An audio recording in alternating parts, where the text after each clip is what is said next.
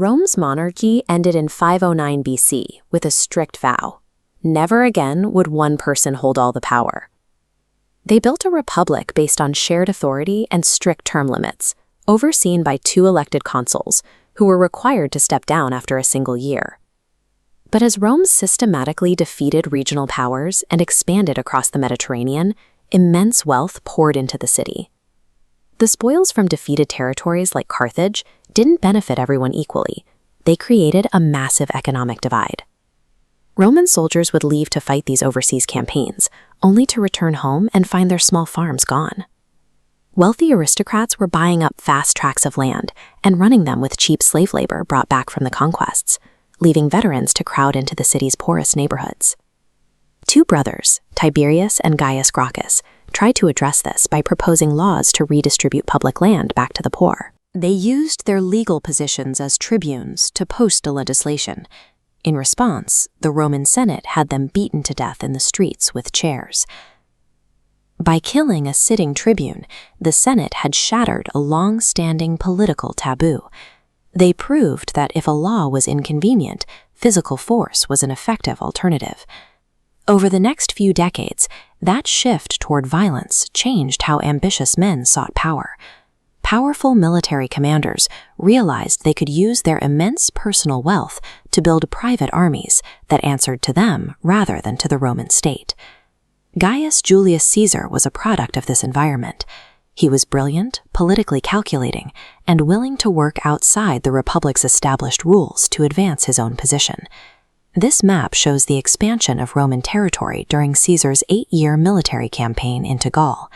He systematically conquered the region, killing or enslaving roughly 1 million people in the process. The wealth and resources from these conquests flowed directly to Caesar and his private legions.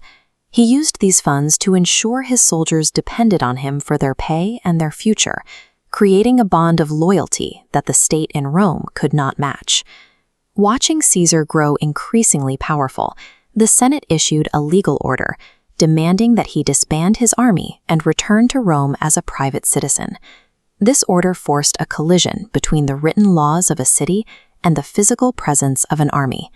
A republic depends on the consent of those it governs, but Caesar's soldiers answered only to their commander. In northern Italy, the Rubicon River marked a strict legal boundary. Roman generals were expressly forbidden by law to cross it with armed troops. In January of 49 BC, Caesar led a legion across the water, committing a permanent act of treason against the Roman state.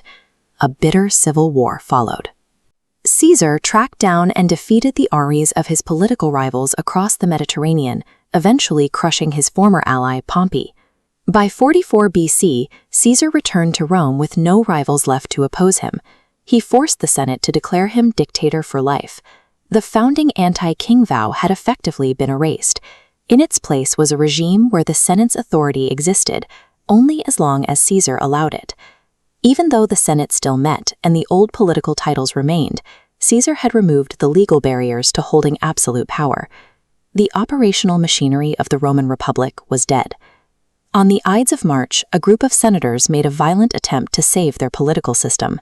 They cornered Caesar in the theater of Pompey and stabbed him 23 times. They acted as if removing a single man would restore the old cycle of elections and shared power, missing the fact that the political institutions themselves were broken beyond repair. Caesar's murder didn't restore the Republic. It plunged Rome back into a second, even more destructive civil war. Caesar's 18-year-old adopted heir, Octavian, formed an alliance with Mark Antony. Together, they ruthlessly eliminated the conspirators, defeating their forces on the battlefield. This murder created a power vacuum that opened a path for younger, even more ruthless successors who had seen Caesar's rise and intended to refine his methods. The alliance between Octavian and Mark Antony collapsed as the 2 warlords fought for control of the Roman world. In 31 BC, at the Battle of Actium, Octavian's forces dismantled the naval fleets of Antony and his Egyptian ally, Cleopatra. With their defeat and subsequent suicides, Octavian eliminated his final rivals.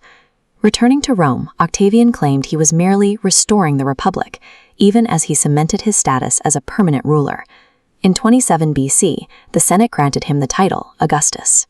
This signaled the final shift of authority from the citizens and their representatives to a single, permanent ruler. Rome's democracy unraveled generation by generation, starting at the moment its leaders accepted violence as a substitute for law. Once the precedent was set, the Republic was already lost.